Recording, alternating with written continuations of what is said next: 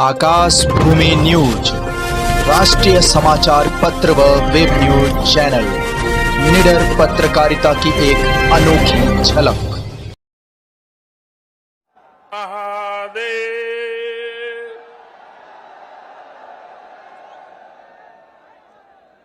त्रिलोचन महादेव की,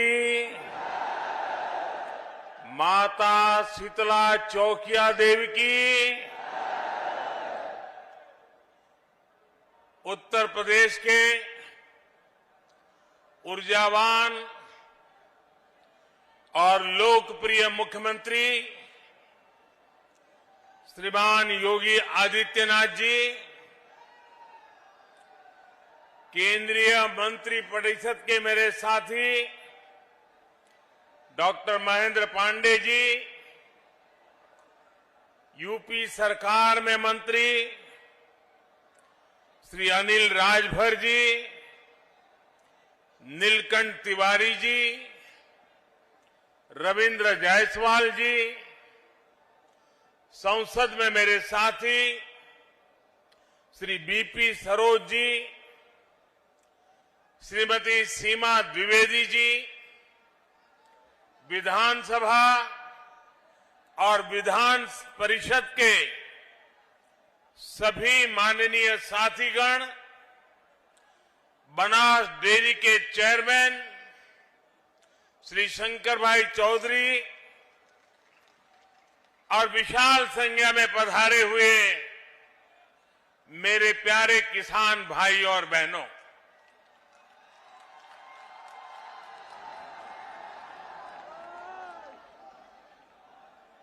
वाराणसी के इस पिंडरा क्षेत्र के लोगन के प्रणाम करत हैला।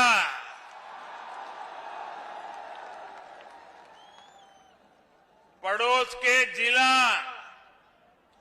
जौनपुर के सब बंधु एवं भगिनी लोगन के भी प्रणाम। आज वाराणसी और आसपास का ये पूरा क्षेत्र एक बार फिर से पूरे देश, पूरे उत्तर प्रदेश के गांवों, किसानों, पशुपालकों के लिए बहुत बड़े कार्यक्रम का साक्षी बना है।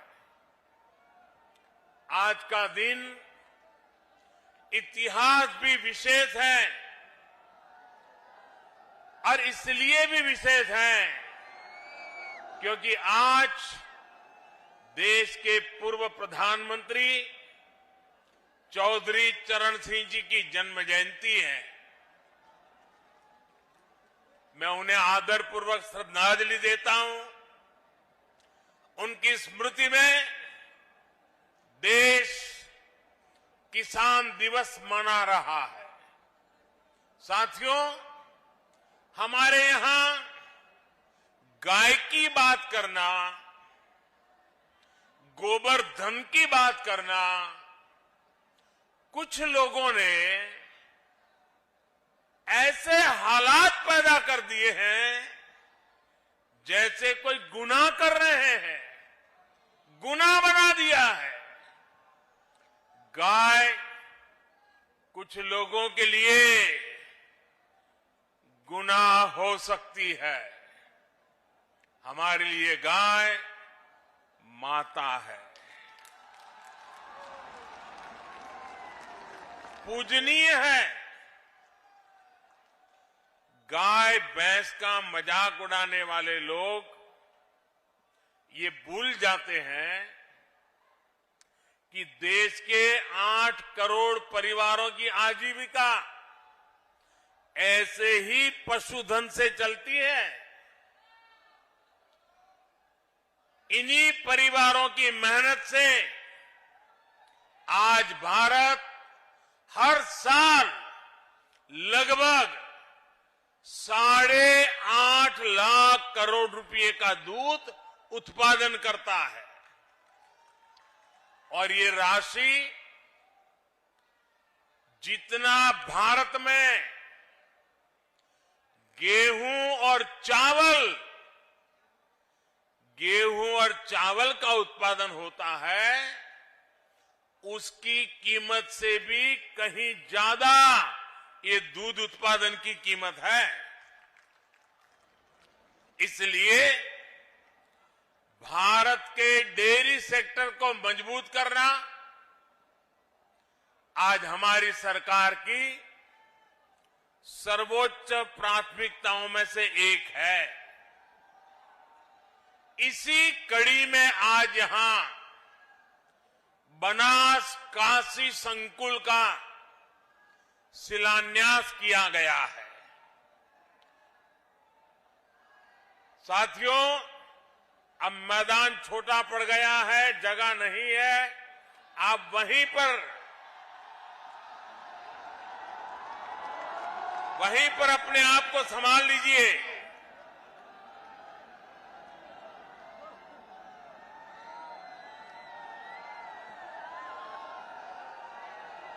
बनास डेयरी से जुड़े लाखों किसानों के खाते में करोड़ों रुपए ट्रांसफर किए गए हैं। रामनगर के दूध प्लांट को चलाने के लिए बायोगैस आधारित पावर प्लांट का भी शिलान्यास हुआ है। एक और महत्वपूर्ण बात हुई है जिसका सकारात्मक प्रभाव पूरे देश के डेयरी सेक्टर पर पड़ेगा।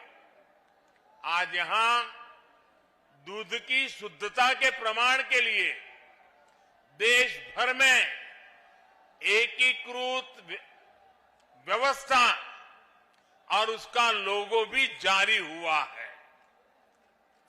डेयरी सेक्टर से जुड़े इन प्रयासों के अलावा आज यूपी के लाखों लोगों को अपने घर के कानूनी दस्तावेज यानी गरौनी भी सौंपी गई है।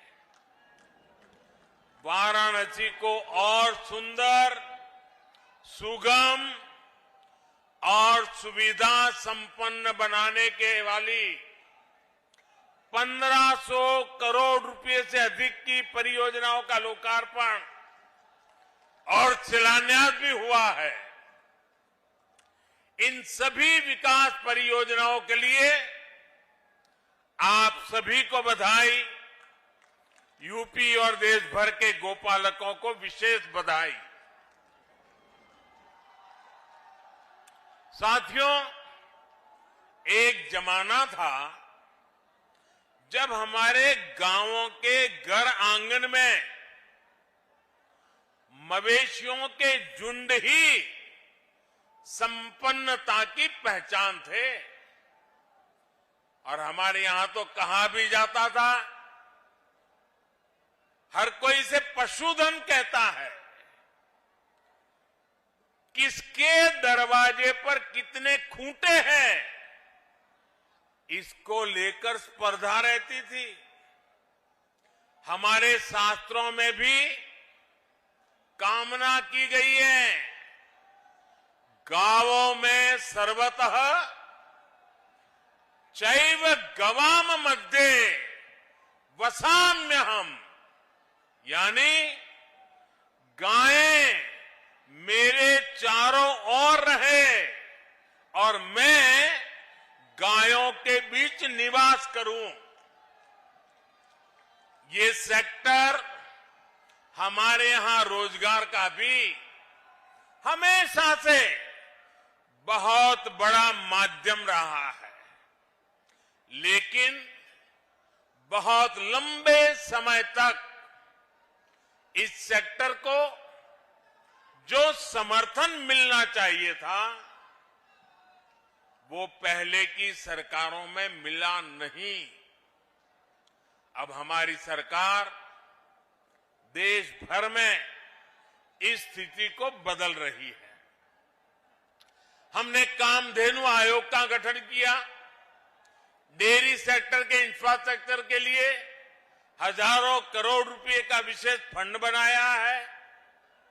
हमने एक बहुत बड़ा अभियान चलाकर लाखों पशुपालकों को किसान क्रेडिट कार्ड की सुविधा से भी जोड़ा है। किसानों को अच्छी गुणवत्ता का चारा, बीज मिले, इसके लिए भी लगातार काम चल रहा है। पशुओं का घर पर ही इलाज हो, घर पर ही कृत्रिम गर्भाधान की व्यवस्था हो, इसके लिए भी देशव्यापी अभियान चलाया गया है।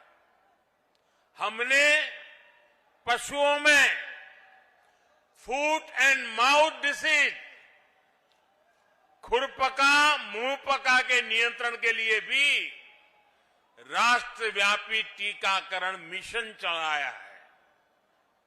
हमारी सरकार सिर्फ बच्चों का ही मुफ्त टीकाकरण नहीं कर रही, सिर्फ कोरोना वैक्सीन ही मुफ्त नहीं लगा रही, बल्कि पशुधन को बचाने के लिए भी अनेक टीके मुफ्त लगवा रही है। साथियों, देश में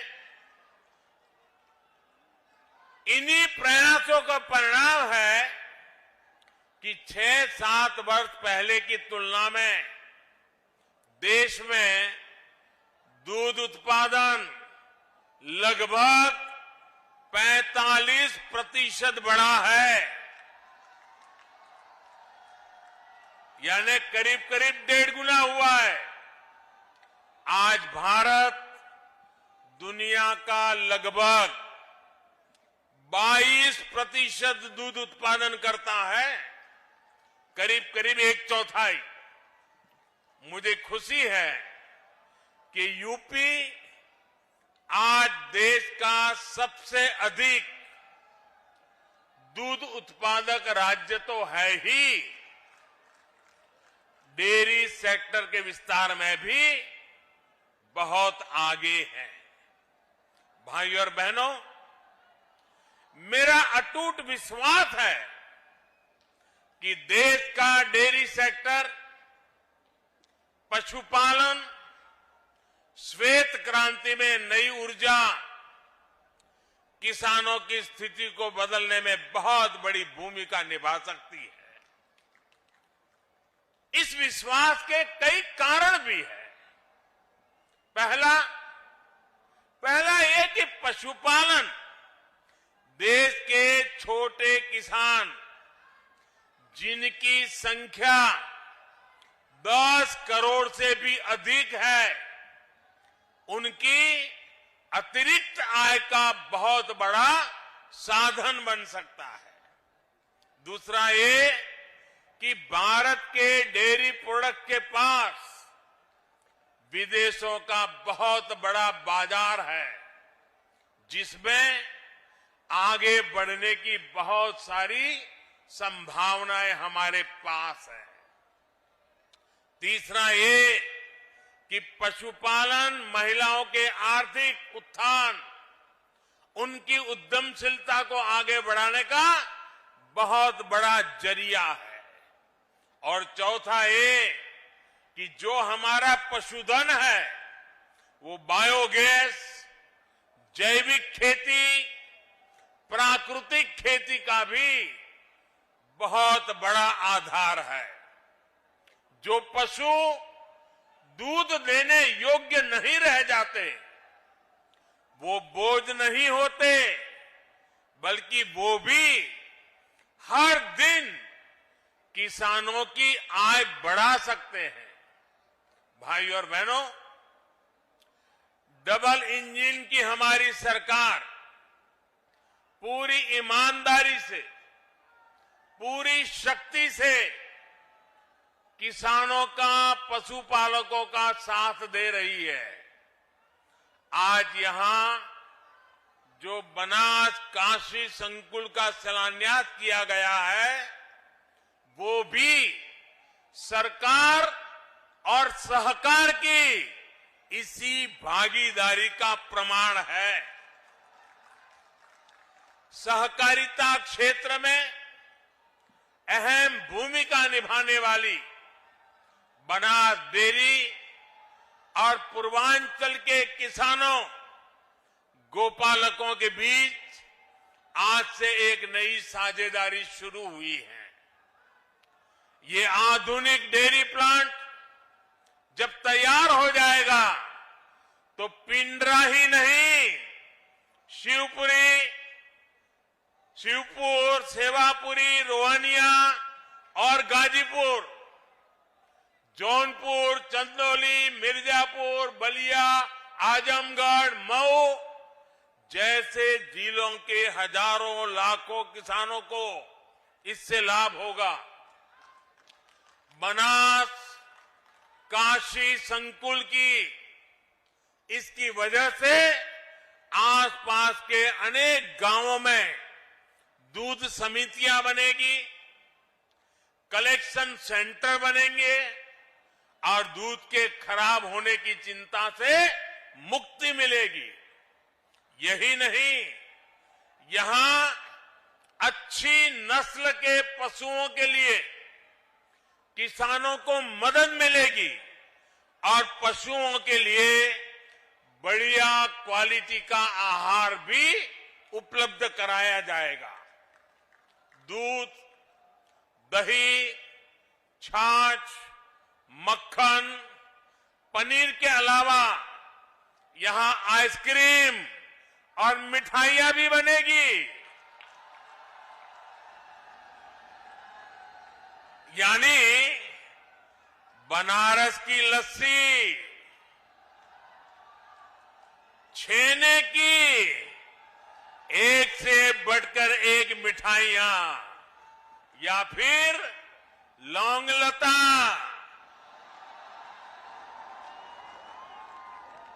इन सब का स्वाद और बढ़ जाएगा। और वैसे अब तो मलइयों का मौसम भी आ ही गया है। एक प्रकार से बनास काशी संकुल बनारस के रस को और बढ़ा देगा। भाइयों और बहनों, आमतौर पर दूध की क्वालिटी की प्रामाणिकता को लेकर हमारे यहां बहुत उलझन रही है। दूध खरीदें तो कौन सा सुरक्षित है, इसकी पहचान सामान्य व्यक्ति के लिए मुश्किल होती है।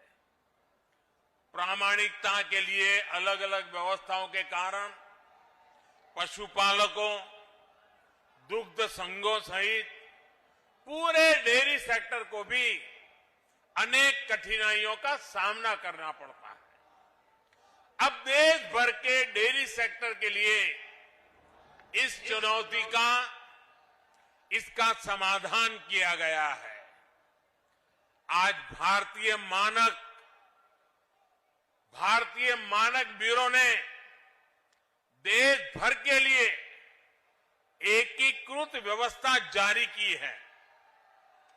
सर्टिफिकेशन के लिए कामधेनु गाय की विशेषता वाला एकीकृत लोगो भी लॉन्च किया गया है। ये प्रमाण, ये लोगो दिखेगा तो शुद्धता की पहचान आसान होगी और भारत के दूध उत्पादकों की विश्वसनीयता भी बढ़ेगी। साथियों, आज देश की बहुत बड़ी जरूरत डेयरी सेक्टर से जुड़े पशुओं से जो अपशिष्ट निकलता है उसके सही इस्तेमाल का भी है। रामनगर के दूध प्लांट के पास बायोगैस से बिजली बनाने वाला प्लांट का निर्माण ऐसा ही एक बहुत बड़ा प्रयास है। यह अपनी तरह की ऐसी परियोजना है जिसमें डेयरी संयंत्र की सारी ऊर्जा जरूरतों को बायोगैस प्लांट से ही पूरा किया जाएगा। यानी किसान न केवल दूध से बल्कि गोबर की बिक्री से भी कमाई कर पाएंगे। आमतौर पर किसानों को गोबर की जो कीमत मिलती है उससे ज्यादा कीमत पर ये बायोगैस प्लांट किसानों से गोबर खरीदेगा। यहां जो बायो स्लरी बनेगी उसका उपयोग बायो स्लरी आधारित जैविक उर्वरकों के उत्पादनों के लिए भी किया जाएगा। जो ठोस जैविक खाद बनेगी वो रासायनिक खादों की तुलना में काफी कम कीमत पर किसानों को उपलब्ध होगी। इससे जैविक खेती, प्राकृतिक खेती का भी विकास होगा और बेसहारा पशुओं की सेवा के लिए भी प्रोत्साहन मिलेगा। साथियों, एक समय था जब भारत में नेचुरल फार्मिंग, प्राकृतिक खेती और प्राकृतिक तरीके से खेती होती थी। प्राकृतिक खेती यानी खेती में कोई बाहरी मिलावट नहीं। जो खेत से मिल रहा है, खेती में जुड़े पशुओं से मिल रहा है, वही तत्व खेती को बढ़ाने के काम में आते थे। खाद हो, कीटनाशक हो, सब कुछ प्राकृतिक तरीके से ही बनते थे, इस्तेमाल होते थे। लेकिन समय के साथ प्राकृतिक खेती का दायरा सिमटता गया, उस पर केमिकल वाली खेती हावी होती गई। धरती मां के कायाकल्प के लिए, हमारी मिट्टी की सुरक्षा के लिए, आने वाली पीढ़ियों के भविष्य को सुरक्षित रखने के लिए अब हमें एक बार फिर प्राकृतिक खेती की तरफ मुड़ना ही होगा। यही आज समय की मांग है और इसलिए अब सरकार नेचुरल फार्मिंग को बढ़ावा देने के लिए, किसानों को जागरूक करने के लिए बहुत बड़ा अभियान भी चला रही है। और आज जब हम आजादी के 75 साल आजादी का अमृत महोत्सव मना रहे हैं, तब मैं देशवासियों से, खास करके मेरे किसान भाइयों बहनों से, विशेषकर मेरे छोटे किसानों को आज किसान दिवस पर आग्रह करूंगा कि आप प्राकृतिक खेती की तरफ आगे बढ़ें। प्राकृतिक खेती खर्च भी कम होता है, उत्पाद भी बढ़ता है। ये खेती का सबसे सस्ता तरीका है, सबसे सुरक्षित तरीका है और आज के विश्व में प्राकृतिक खेती से पैदा हुई फसलों की कीमत भी बहुत ज्यादा है। ये हमारे कृषि सेक्टर को आत्मनिर्भर बनाने की दिशा में भी बड़ा कदम है। मैं देश के स्टार्टअप सेक्टर को भी, नौजवानों को भी कहूंगा कि नेचुरल फार्मिंग के आपके लिए अनेक नई संभावनाएं हैं। हमारे नौजवानों को, युवाओं को इसका पूरा लाभ उठाना चाहिए। अभी यहां मंच पर आने से पहले मुझे ऐसे कई युवाओं से मिलने का मौका मिला। सरकारी योजनाओं से जुड़ने से कितने बड़े साहसपूर्ण काम उन्होंने किए हैं, कितना बड़ा बदलाव उनके जीवन में आया है। मैं उसे सुनकर के बहुत ही आनंदित हुआ। योजनाओं के प्रति मेरा विश्वास और मजबूत हो गया। भाइयों और बहनों, गांवों को, किसानों को आत्मनिर्भर बनाने, उनको अवैध कब्जे से चिंता मुक्त करने में स्वामित्व योजना की भी बहुत बड़ी भूमिका है।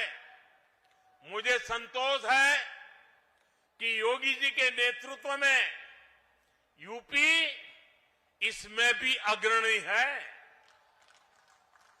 यूपी के सभी 75 जिलों में 23 लाख से अधिक घरौनी तैयार हो चुके हैं। इनमें से करीब 21 लाख परिवारों को आज ये दस्तावेज दिए गए हैं। अपनी घर की घरौनी जब हाथ में होगी तो गरीब, दलित, वंचित, पिछड़े को अपने घर पर अवैध कब्जे की चिंता से मुक्ति मिलेगी। पिछली सरकारों के दौरान अवैध कब्जों की जो प्रवृत्ति यहां पनपी, उस पर भी लगाम लगेगी। घरौनी मिलने से जरूरत पड़ने पर बैंकों से लोन लेना भी अब आसान होगा। इससे गांवों के युवाओं को रोजगार, स्वरोजगार के लिए माध्यम उपलब्ध होंगे। भाइयों और बहनों, विकास की जब बात आती है तो काशी अपने आप में एक मॉडल बनता जा रहा है। पुरातन पहचान को बनाए रखते हुए हमारे शहर नूतन काया कैसे धारण कर सकते हैं, ये काशी में दिख रहा है। आज जिन प्रोजेक्ट्स का लोकार्पण और शिलान्यास हुआ है, वो भव्य काशी, दिव्य काशी अभियान को और गति देंगे। काल भैरव जी समेत शहर के 6 वार्डों में जो पुनर्विकास काम है, 700 से अधिक स्थानों पर जो सीसीटीवी कैमरे लगाए गए हैं, उससे स्मार्ट और सुरक्षित सुविधाओं की तरफ बढ़ती काशी को और बल मिला है। महान संत पूज्य श्री रविदास जी की जन्मस्थली को विकसित करने का कार्य भी तेजी से चल रहा है। लंगर हॉल के बनने से यहां देश भर से आने वाले श्रद्धालुओं को बहुत सुविधा होगी। भाइयों और बहनों, आज वाराणसी के जो चौराहे सुंदर हो रहे हैं, सड़कें चौड़ी हो रही हैं, नए पार्किंग स्थलों का निर्माण हो रहा है, उससे शहर में ट्रैफिक जाम की स्थिति में बहुत सुधार हुआ है। ये जो वाराणसी कैंट से लहरतारा होते हुए प्रयागराज की तरफ हाईवे जाता है, इस पर कितना दबाव रहता है, ये आपसे अच्छा कौन जानता है। अब जब ये 6 लेन का ही हो जाएगा तो दिल्ली, आगरा, कानपुर, प्रयागराज से आने वाले यात्रियों और सामान ढुलाई सभी के लिए सुविधा होगी। यही नहीं, शहर के दूसरे क्षेत्रों के लिए भी अब आना जाना और आसान हो जाएगा। ये सड़क जिले के प्रवेश द्वार की तरफ विकसित होगी। वाराणसी, भदोही, गोपीगंज सड़क के चौड़ीकरण से शहर से निकलने वाली गाड़ियां रिंग रोड फेज 2 से होते हुए बाहर से जा पाएगी। इससे भारी जाम से मुक्ति मिलेगी। भाइयों और बहनों, हेल्थ, एजुकेशन और रिसर्च हब के रूप में काशी की पहचान को सशक्त करने के लिए निरंतर प्रयास चल रहे हैं।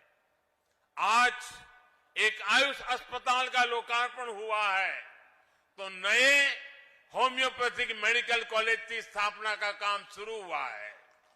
इस प्रकार की सुविधाओं से भारतीय चिकित्सा पद्धति के अहम सेंटर के रूप में भी काशी उभरने वाला है। क्षेत्रीय निर्देश मानक प्रयोगशाला के बनने से जल परीक्षण, कपड़े और कालीन से जुड़े परीक्षण यहां हो पाएंगे। इससे वाराणसी और आसपास के अनेक उद्योगों को, बुनकरों को सीधा लाभ होगा।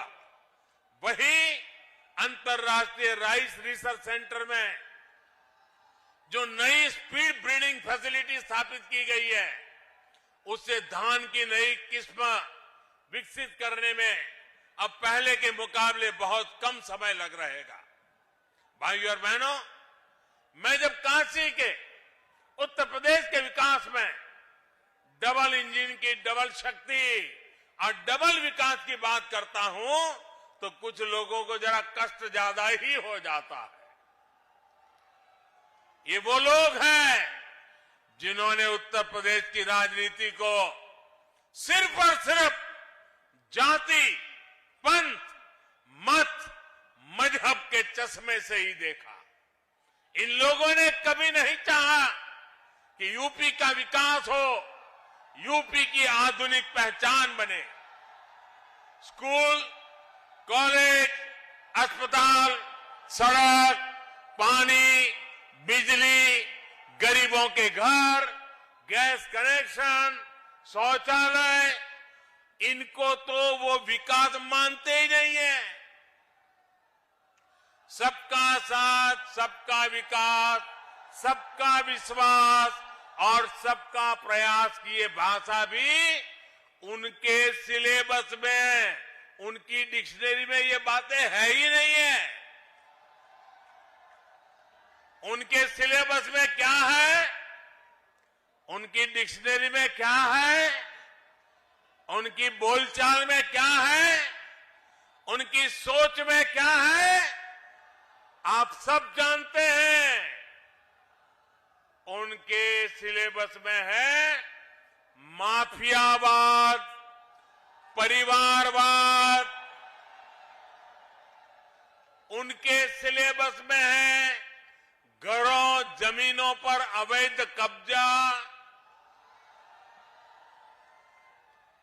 पहले की सरकारों के समय यूपी के लोगों को जो मिला और आज यूपी के लोगों को हमारी सरकार से जो मिल रहा है, उसका फर्क साफ है, उसका फर्क साफ है।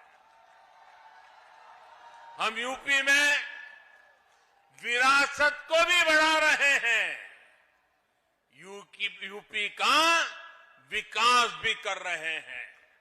लेकिन सिर्फ अपना स्वार्थ सोचने वाले इन लोगों को यूपी का विकास पसंद नहीं आ रहा।